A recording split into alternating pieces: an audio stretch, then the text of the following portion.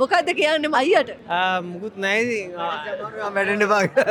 පුළුවන් තරම් ඉක්මනට අමාරු වැටෙන්න කියලා කියන්නේ.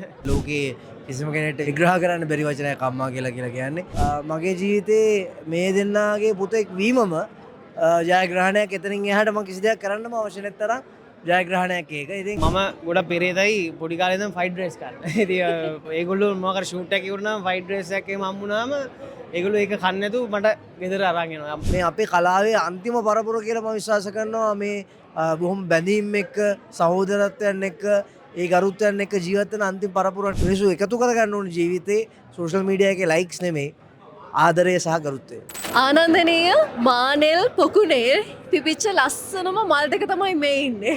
ආයිබෝන් දෙන්නට. අයිබෝන්. හරි. දැන් ඔන්න අද දවස හරිම විශේෂ දවසක් නේ. අපේ ආදරණීය මානෙල් මහත්මියගේ උපන්දිනය.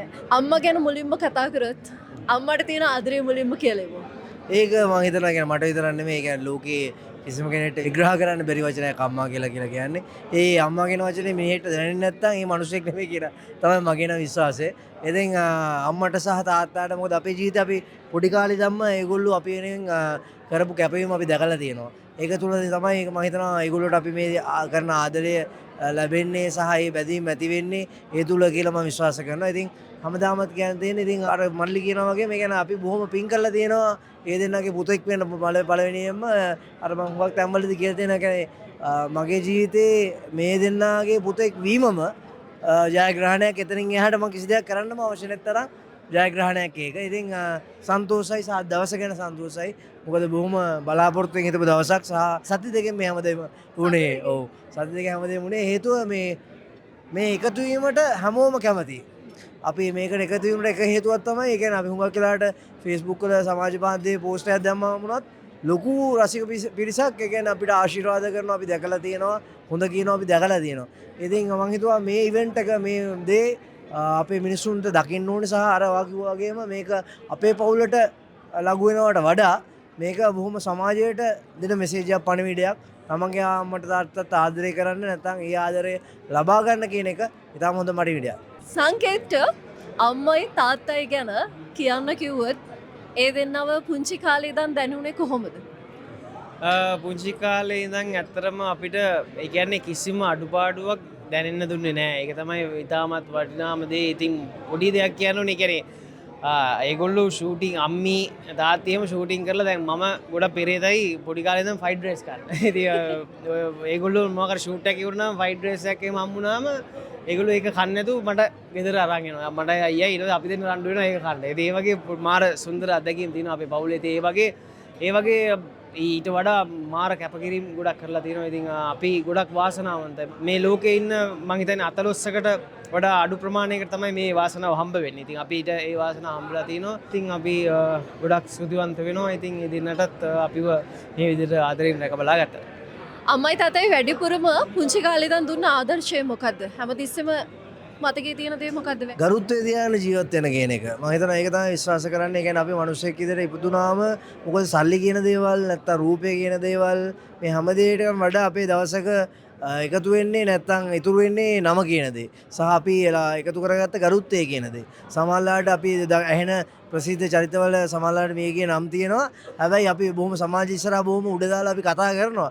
හැබැයි හිත යටින් කියනවා මූගේ මේ චරිතය මේකයි නේ කියලා අපි කියනවා. මං කියන්නේ කවදාවත් මිනිහෙක් මැරෙනකොට එහෙම මැරෙන්න ඕනේ නැහැ කියන මගේ හිතේ තියෙන දේ.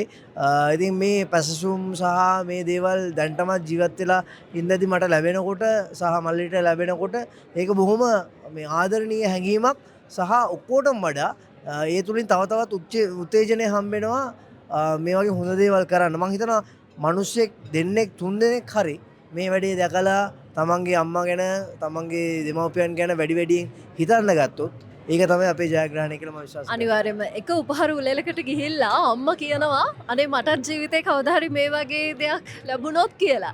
අන්න ඒ වචනේ ඇහිලා අද දවසේදී මේ විදියටම ආදරණීය ජනිත් සහ සංකේත් දෙන්නම එකතු වෙලා ලස්සන වැඩක් කරා.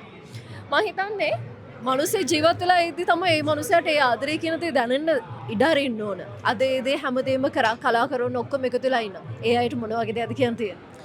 බොහොම ස්තුතියි කියන එක සහ මේ ස්තුතියි ඔයගොල්ලෝගේ ගරුත්වයට සහ ආදරය කියන එක අද දවසේ මෙතනට ආපු කලාකරුවන් සියලුම දෙනාට ගරු කරනවා. මොකද ඉතාමත් කාර්යබහුල රූපගත කිරීම මේ කාලසටහන එක තමයි මේගොල්ලෝ හැමෝම ජීවත් වෙන්නේ.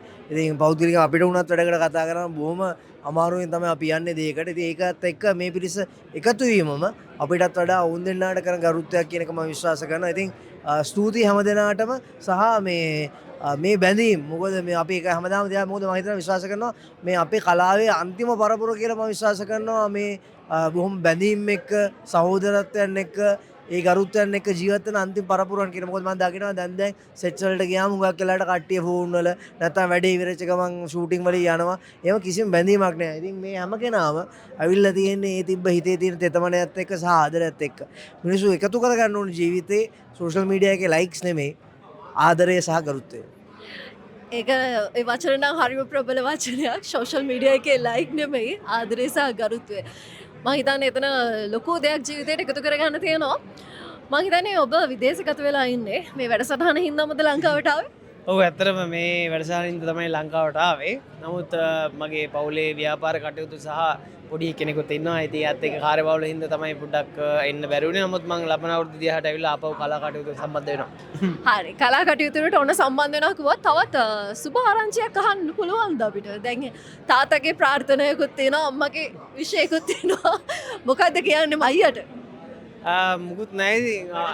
වැටෙන්න එපා. පුළුවන් තරම් ඉක්මනට අමාරු වැටෙන්න කියලා කියන්නේ. හරි එහෙනම් දෙන්නටම අපි සුබ පතනවා ජීවිතේ හැම කටයුත්තම සාර්ථක වෙන්න කියලා.